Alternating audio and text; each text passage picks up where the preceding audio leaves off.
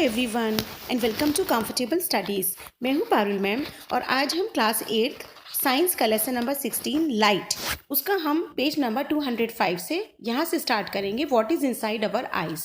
हमने इससे पहले रिफ्लेक्शन के लॉज पढ़े थे, लॉज ऑफ रिफ्लेक्शन के बारे में पढ़ा था और लाइट की कुछ प्रॉपर्टीज़ के बारे में पढ़ा था। इस पार्ट में हम आई की एक स्ट्रक्चर के बारे में पढ़ेंगे। उसकी नॉर्मल सी स्ट्रक्चर, बहुत डीप स्टडी नहीं है अभी इसमें, केवल एक नॉर्मल स्ट्रक्चर के बारे में हम थोड़ा सा जानेंगे। ओके, और उनको थैंक्स कहना चाहती हूँ जिन्होंने मेरे चैनल को सब्सक्राइब कर दिया है, और जिन्होंने नहीं किया है उनको मैं कह रही हूँ कि आप प्लीज़ कर दें ताकि आपको आने वाली वीडियोज़ का नोटिफिकेशन मिल सके।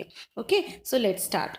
इसमें दिया है कि ट्रांसपेरेंट पार्ट होता है सबसे आउटर में, जो हमारी आई पार्ट है उसके सबसे आउटर में। आई क्या है? आई हैज़ अ रफली स्फेरिकल शेप, मतलब थोड़ी गोल है, रफली गोल है। The outer coat of eye is white, it is tough so it can protect the interior of the eye. जो बाहर का जो पार्ट होता है आई का वो थोड़ा टफ होता है, टफ मस्कुलर सिस्टम का बना, मस्कुलर टिश्यूज़ का बना होता है, ताकि हमारी आई को प्रोटेक्शन मिल सके फ्रॉम एनी एक्सीडेंट। ओके, तो इसका जो बाहर का ट्रांसपेरेंट पार्ट होता है उसे कहते हैं कॉर्निया। यहाँ पे आप आई की स्ट्रक्चर देखें, इसको देख के हमें समझ आएगा। ये इसके आउटर पार्ट को कहते हैं कॉर्निया, ये वाला पार्ट, ये आउटर, ये ट्रांसपेरेंट पार्ट होता है। और कॉर्निया के पीछे, कॉर्निया के जस्ट बैक में, behind the cornea we find a dark muscular structure called iris.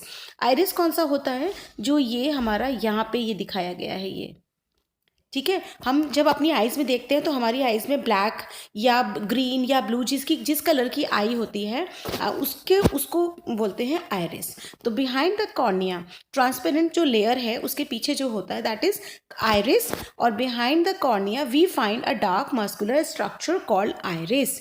In the iris there is a small opening called the pupil. Pupil क्या है? जो ये बीच में ये ओपनिंग होती है, यहाँ पे आप अपनी आई में झांक के देख सकते हैं तो सबसे एक कलरफुल गोल बॉल जैसी दिखाई देगी और उसके बीच में एक छोटी सी बॉल जैसी होती है, that is called प्यूपिल। The size of the प्यूपिल is controlled by iris. अगर कभी लाइट बहुत ज़्यादा हमारी आंखों में पड़ रही है या कम पड़ती है, तो जब ज़्यादा पड़ती है तो आंखें जो हैं वो श्रिंक हो जाती हैं, यानी कि कॉन्ट्रैक्ट हो जाती हैं, और जब उसके अगर कभी लाइट कम पड़ती है तो हमारी आइज़ एक्सपैंड हो जाती हैं। तो वो आइरिस ही मस्कुलर जो है वो ही उसको एक्सपैंड और कॉन्ट्रैक्ट करते रहते हैं जिससे कि लाइट कंट्रोल हो जाए। ठीक है, the iris is that part of the I which give its colour. आंखों का कलर जो है, किसी का कलर ब्लू होता है, किसी का आंखों का कलर ग्रीन होता है, किसी की ब्लैक होती है, किसी की ब्राउन होती है, तो वो कलर किसकी वजह से डिसाइड होता है? That is because of iris. Okay, next is when the iris controls the amount of light entering into the eye. अभी मैंने बताया था कि आइरिस कैसे कंट्रोल करती है अगर लाइट कम या ज़्यादा आती है। ठीक है, और ये जो यहाँ पे प्यूपिल है, इस प्यूपिल के पीछे ये होता है लेंस, हमारी आंखों का ये बहुत इंपॉर्टेंट पार्ट है लेंस। इसको हम यहाँ दिया है behind the प्यूपिल of the I is a lens which is thicker in the centre. Centre से थिकर होता है। ठीक है, हमने क्लास 6th में पढ़ा था, 7th वाले चैप्टर में हमने पढ़ा था, लाइट वाले चैप्टर में, कि लेंस कौन कौन से लेंस होते हैं, कॉनकेव कॉन्वेक्स लेंस, तो उसी से रिलेटेड है। तो ये जो लेंस होता है ये क्या फोकस करता है? Light on the back of the eye. कहाँ पे? अब देखो इसमें पिक्चर में हम देखेंगे कि जो यहाँ पे लेंस है इसने लाइट जो यहाँ से एंटर लाइट हुई उसको फोकस करके कहाँ पे डाला है? यहाँ पे डाला है। और ये क्या है? This part is retina, this part is retina. Okay, तो इसमें यही है, देखो, the lens focuses light on the back of the eye on a layer called retina. The retina contains several nerve cells.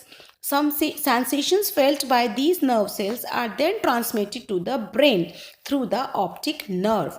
तो ये जो सेंसेशनल नर्व्स होती हैं ये ऑप्टिक नर्व्स के थ्रू होके कहाँ पे जाता है? ये ब्रेन में हमारे सेंसेशन जाती है कि ये पिक्चर है। ठीक है, ये देखो यहाँ पे ये ऑप्टिक नर्व्स दे रखी हैं। तो रेटिना पे जो भी कोई इमेज बनी उसकी सेंसेशन कहाँ से, उसकी सेल्स जो बनी है, कौन सी सेल्स हैं वो, these are two kinds of cells. कौन कौन सी सेल्स है, cone cells and rod cells. इनको कोन्स एंड रॉड्स भी कहते हैं। तो जो कोन सेल्स हैं, these are sensitive to bright light. जो बहुत ब्राइट लाइट होती है या ब्राइट कलर्स के लिए ये जो है कोन सेल्स सेंसिटिव होती हैं। और रॉड सेल्स कौन सी होती हैं, which are sensitive to dim light. Okay, तो at the junction of the optic nerve and retina, retina और ऑप्टिक नर्व के जंक्शन पे, यानी कि यहाँ पे there are no sensory cells, यहाँ पे कोई रॉड या कोन सेल्स नहीं होती हैं। So no vision is possible at that spot. इस पे, इसको स्पॉट को क्या कहते हैं, ब्लाइंड स्पॉट, क्योंकि यहाँ पे कोई सेंसेशन नहीं आती है और यहाँ पे कोई उसकी इमेज नहीं बन पाती है किसी भी चीज़ की, तो इसे कहते हैं blind spot. Its existence can be demonstrated as followers. ये एक्टिविटी दी है, इस एक्टिविटी में क्या किया है कि ये एक पेपर पे एक लेफ्ट साइड में एक्स एंड राइट साइड में डॉट बना दिया है। And then what we do, इसको हम अपनी हाथ की लंबाई से थोड़ा दूर रखेंगे। एक पेपर पे हमने ये बना के अपने हाथ की यानी आर्म्स लेंथ पे डिस्टेंस पे हम रख लेंगे। देन हम सबसे पहले अपनी राइट आई को कवर करेंगे और इस एक्स को देखेंगे। इसको मैं पढ़ के बता देती हूँ। Make a round mark and a cross on a sheet of paper with a spot to the right of the cross. The distance between two marks में भी 6 to 8 सेंटीमीटर का डिस्टेंस होना चाहिए। अब होल्ड करें शीट को। अब जो है move the sheet slowly towards you. हम अपनी शीट को, इसको अपनी तरफ थोड़ा सा लेते हैं और हम कौन सी, अपनी लेफ्ट आई को बंद कर लेते हैं। अब हम keeping your I on the cross, अब हम किस पे देख के रखेंगे, क्रॉस पे देख के रखेंगे। ठीक है, तो हम क्या देखते हैं, क्या राउंड मार्क डिसअपीयर हो जाता है। इसी तरीके से अब हम अपनी राइट आई को क्लोज करेंगे और राउंड मार्क को देखेंगे। ये वाला राइट आई को क्लोज करके हम राउंड डॉट देखेंगे, तो क्या ये वाला डिसअपीयर हो जाएगा क्रॉस। तो क्या होगा, the disappearance of the cross और द राउंड मार्क शोज, क्या शो करता है कि there is a point on the retina which cannot send messages to the brain when light falls on it. जब हम एक आंख से, अपनी राइट आई से ये देख रहे थे, डॉट देख रहे थे, तो वो क्यों नहीं दिखता, because we were focusing on the dot only with one eye. तो लाइट जो है वो उस पर जा रही थी, हमारी आई के रिफ्लेक्शन जो आ रहा था। ठीक है, इसलिए हमें लेफ्ट वाला, तो वो जो ब्लाइंड स्पॉट है उसकी वजह से हम पूरी इमेज को नहीं देख पा रहे थे। So this is the demonstration of blind spot. Okay, अच्छा, एक है the impression of an image doesn't vanish immediately from the retina. अब जो रेटिना पे इमेज बनी है वो एकदम से गायब नहीं हो जाती है। अगर कोई इमेज हमारी आंखों के आगे बन गई है तो वो 1/16 ऑफ अ सेकेंड तक रुकती है, हमारी आंखों में उसकी इमेज रहती है। तो ये जो स्टिल इमेज होती है, अगर यही स्टिल इमेजेस, कुछ इमेजेस लगातार बहुत तेज़ी से यानी 1/16 टाइम से वो चलें, ऑफ द सेकेंड से वो चलें, तो वो हमें मूविंग लगती हैं। ठीक है, इसके लिए क्या है, एक एक्सपेरिमेंट यहाँ पे दिया गया है कि हम एक कार्डबोर्ड लेंगे, ये कार्डबोर्ड जैसा लिया है, इसकी एक साइड तो ये केज की पिक्चर चिपका देंगे या बना लेंगे, ड्रॉ कर लेंगे, और उसकी अदर साइड हम ऐसा बर्ड की एक पिक्चर बना लेंगे और उसमें 2 यहाँ पे होल करेंगे और इसमें से एक धागा, एक रस्सी जैसा निकालेंगे, थ्रेड निकालेंगे इसके अंदर से। देन हम उसको गोल गोल गोल गोल ट्विस्ट कर देंगे धागे को। फिर जब हम उसको छोड़ेंगे तो ये बहुत तेज़ी से घूमता है, तो वो इतनी तेज़ी से घूमता है कि हमें ऐसा फील होगा कि ये बर्ड जो है ये केज में अंदर है। ठीक है, इसमें यही दिया है इस एक्सपेरिमेंट में, आप इसको रीड करेंगे तो आपको समझ आ जाएगा। ओके, अच्छा, यहाँ पे देखें, नेचर हैज़ प्रोवाइडेड आईलिड्स। हमारी आंखों पे पलकें होती हैं, वो क्यों होती हैं, ताकि धूल या मिट्टी हमारी आंखों में ना जा सके, और अगर लाइट ज़्यादा है तो वो हमारी आंखें एकदम से आईलिड्स बंद हो जाती है और हमारी आंखों को प्रोटेक्ट कर लेती हैं। Okay, eye is such a wonderful instrument that it normal can clearly see distant object as well as nearby. हमारी आंखें इतनी ज़्यादा मतलब ब्यूटीफुली कहें या फिर वंडरफुली बनी है नेचर में कि हम पास की चीज़ भी देख पाते हैं और दूर की चीज़ भी देख पाते हैं। ठीक है, और सबसे नॉर्मल आई साइट कौन सी है, जो 25 सेंटीमीटर तक इजीली देख पाए। हमारी जो विजिबिलिटी वाला जो है नॉर्मल का जो लेवल है that is of about 25 centimetre. लेकिन कुछ एज के फैक्टर की वजह से या कुछ लोगों को नहीं दिखाई देता, या तो दूर का या तो पास का। ठीक है। तो या फिर किसी किसी को दोनों में ही प्रॉब्लम आने लगती है। तो इसमें क्या करते हैं कि लेंस लगा करके डॉक्टर के प्रिस्क्रिप्शन के बाद लेंस लगा के हम चश्मा लगा के या स्पेक्स लगा करके लेंस जिसमें लगा होता है उसकी हेल्प से हम अपनी आई की इस प्रॉब्लम को करेक्ट कर सकते हैं। ठीक है। और कई बार क्या होता है कि बहुत एज हो जाने के बाद लगभग 60 के बाद में एक फॉगी जैसे प्रॉब्लम आने लगती है, सब कुछ धुंधला धुंधला फॉगी फॉगी लगता है, चाहे हम लेंस भी लगा लें तब भी। ठीक है। तो उससे इस प्रॉब्लम को क्या कहते हैं, कैटरैक्ट। इस बीमारी को क्या कहते हैं, कैटरैक्ट, या हिंदी में कहते हैं मोतिया बिंद। ठीक है। इसका एक माइनर सा ऑपरेशन होता है जिसके बाद में ये ठीक हो जाता है, लेकिन अगर हम इसको क्योर ना करें तो इससे हमारा लॉस ऑफ विजन भी हो सकता है, आईसाइट पूरी तरीके से खराब हो सकती हैं। ठीक है। अच्छा, अब ये आता है केयर ऑफ द आइज़। हम आइज़ की केयर कैसे करें, तो इसके लिए क्या करना है, एक तो रेगुलर चेकअप कराना चाहिए हमें। ठीक है। और अगर डॉक्टर हमें प्रिस्क्राइब करता है कि स्पेक्स लगाओ तो हमें लगाना चाहिए, लेकिन हम नहीं लगाते हैं, हम लोग सोचते हैं कि नहीं ठीक है ऐसी ठीक है। और टू लिटिल और too much light is bad for eyes. बहुत ज़्यादा लाइट नहीं होनी चाहिए, बहुत कम नहीं होनी चाहिए।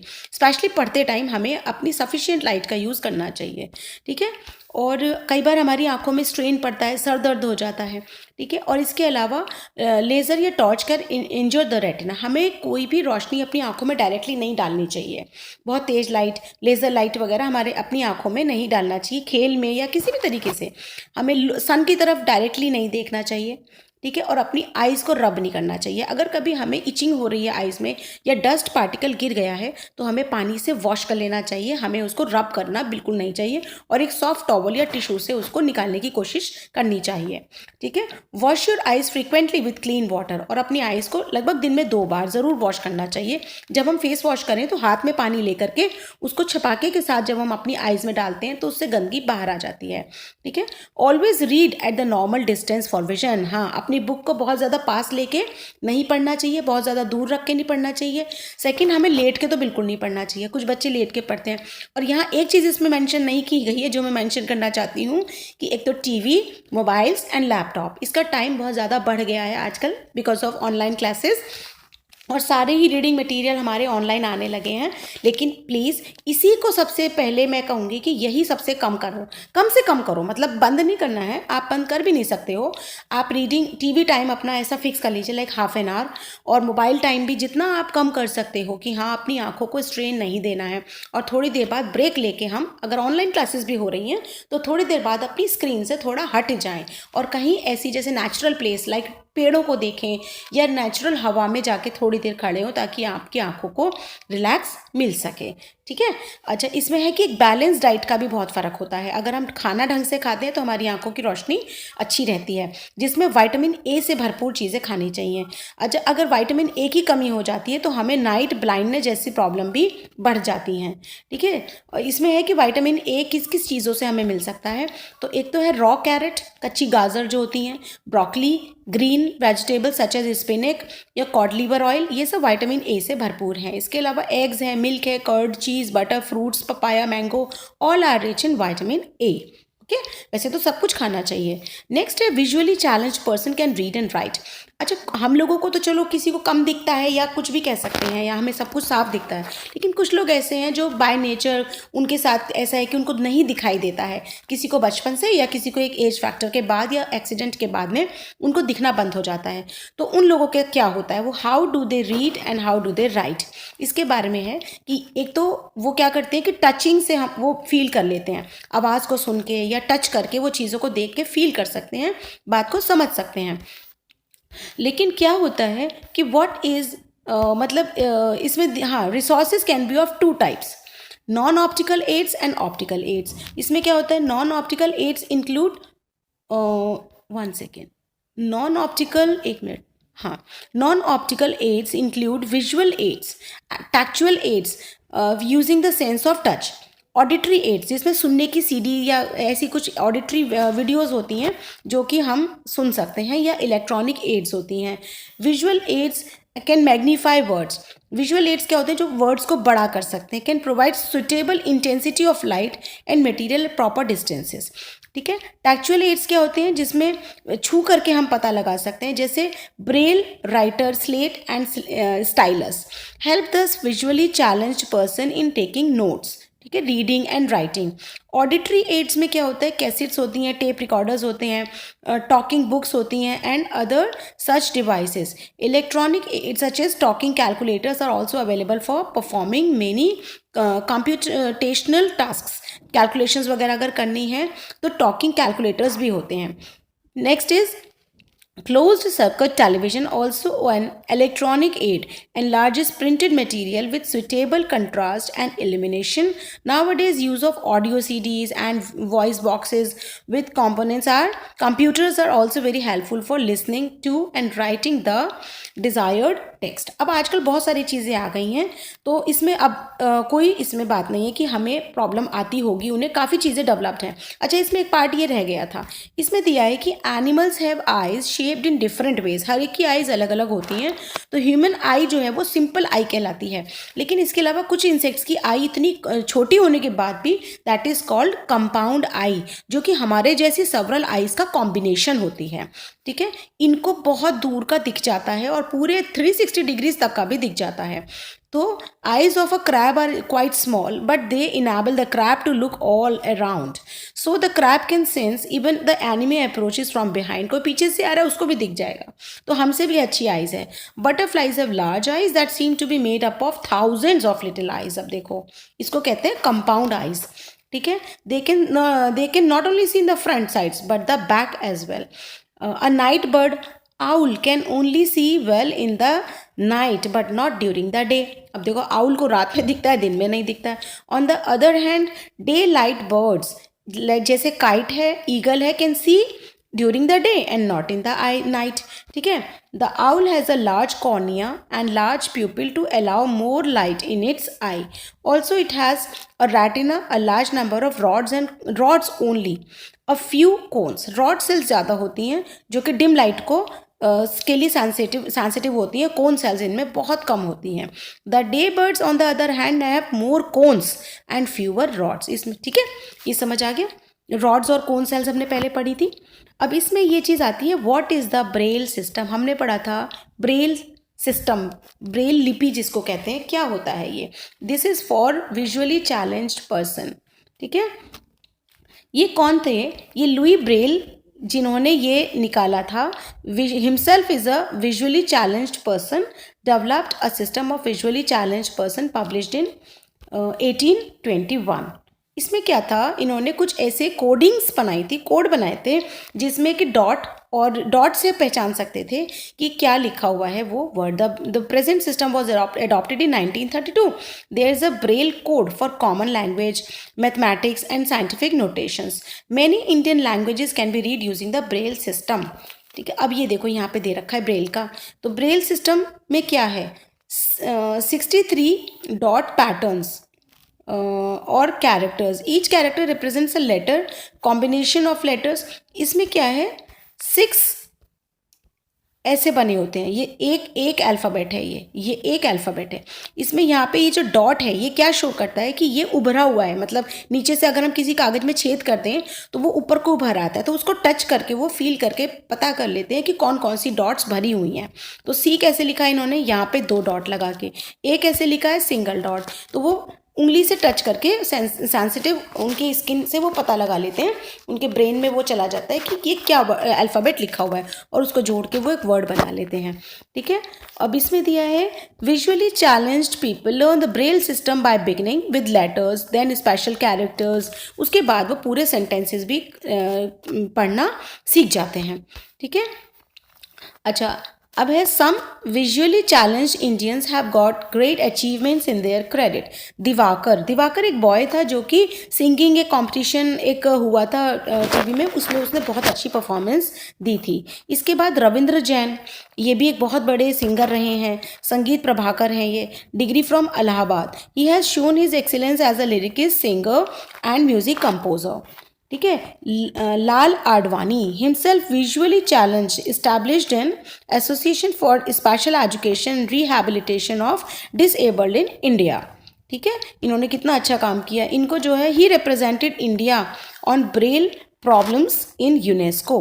ठीक है, हेलेन केलर का नाम आपने सुना है, ये अमेरिकन ऑथर हैं और लेक्चरर हैं। ये जो है बहुत इनको पढ़ने का बहुत शौक था, तो इन्होंने क्या किया था कि शुरू में बहुत इनको प्रॉब्लम आती थी, चाहती थी पढ़ना, तो because of her resolve and courage she could complete her graduation from a university. She wrote a number of books including the story of my life. आप देखो हिम्मत करके उन्होंने इतना कुछ किया कि विजुअली चैलेंज होने के बाद भी इतना अच्छा किया। तो हमारे पास तो आंखें हैं, तब हम कभी बहुत बार कुछ नहीं कर पाते हैं। तो प्लीज़ हम इन सबसे अगर मोटिवेशन लें तो we can do much more in life. ठीक है, ये इनके नोट्स हैं, तो आप इनको यहाँ से रीड कर सकते हैं, ये बहुत अच्छे रहते हैं। Light is reflected from all surface, तो जितना भी इस चैप्टर में आया होगा उसका ये शॉर्ट नोट की तरीके से होते हैं। ठीक है, तो अगर आपको मेरा पढ़ाना अच्छा लगा, समझ आया कुछ, तो please subscribe my channel, also like and share in your study groups. So happy learning, bye bye.